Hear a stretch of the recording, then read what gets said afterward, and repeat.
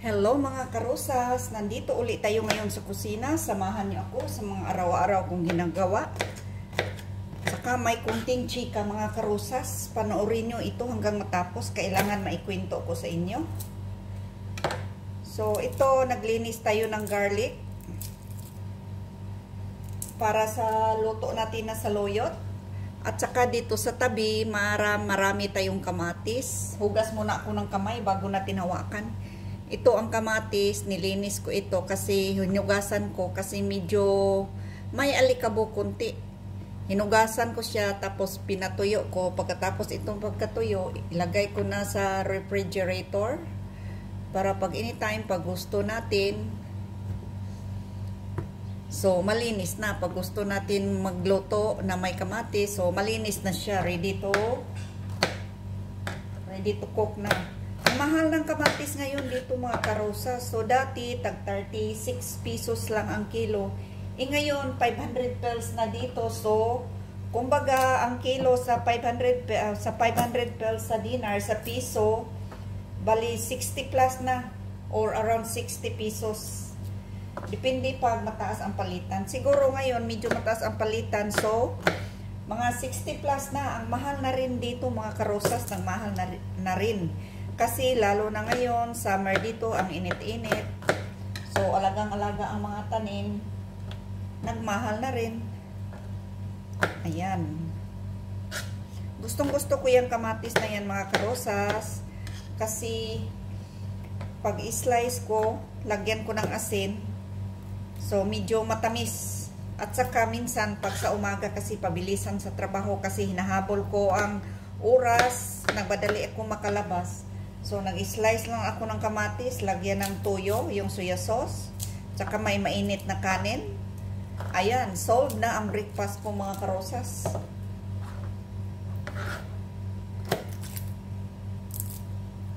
Kahit dito mga karosas, nagmahal na rin, hindi lang sa Pilipinas.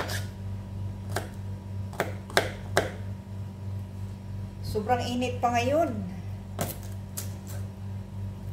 Ayan. I-slice ito paliit-liit. Pagkatapos dikdikin ko. Ito ang igisa ko ihalo ko sa saluyot na may manok.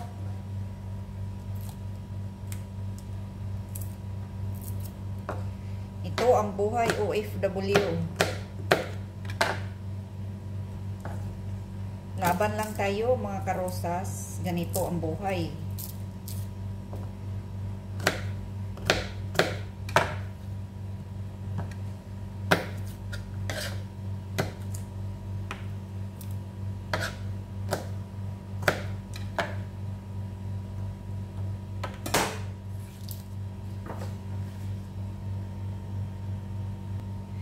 Ito, alisin natin ang kamatis dito kasi mga moy garlic ito.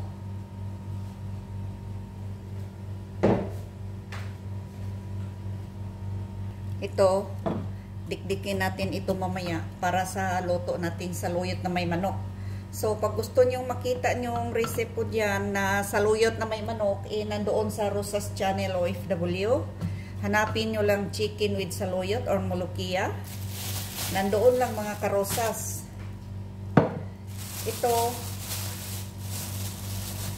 maglinis tayo ng Baguio beans. Ito, tinanggal ko dito. Tapos ito, tinanggal ko ang dulo. Tapos, putulin ko siya ng ganito. Pagkatapos dito, pagkalinis ko, hugasan ko. Tapos, ipa-dry. Tapos, ilagay ko sa freezer para pag anytime na gusto kong magluto na may kailangan ang Baguio beans. So, ready na siya. Hindi na masyadong mag-order pa. Hindi na masyadong hassle sa trabaho, disturbo. Kasi minsan pag marami akong trabaho, maglinis-linis ka pa. Mas maganda yung ready na lahat. Presko naman ito. Tapos ilagay mo sa freezer. So, anytime, kukuha na lang ako. Para hindi na masyadong maano sa oras. Para hindi na masyadong matrabaho. Kasi malinis na.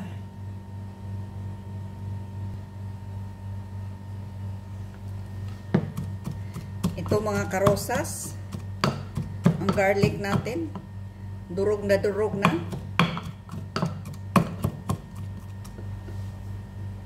At mayroon tayong inihaw na manok. Ayan. Nagpula-pula ito kasi mayroong balsamic vinegar ito at saka soy sauce.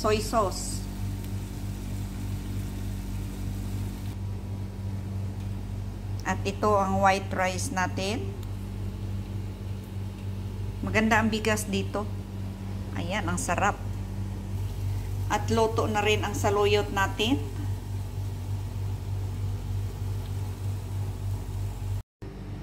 Ito na ang kebab natin, mga karosas. Ito ready to fry na, pero maya pa natin ito fry. Ilagay natin sa refrigerator muna. Spicy ito, mga karosas, maanghang. Ayan. Baka nagtaka kayo bakit yellow yan, kasi ang ginagamit dito na harina is yung chickpeas flour. Ayan.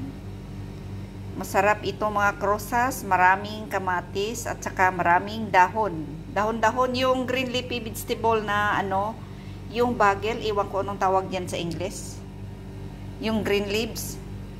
Ayan. Ang mahal na ng kamatis ngayon, expensive tomatoes.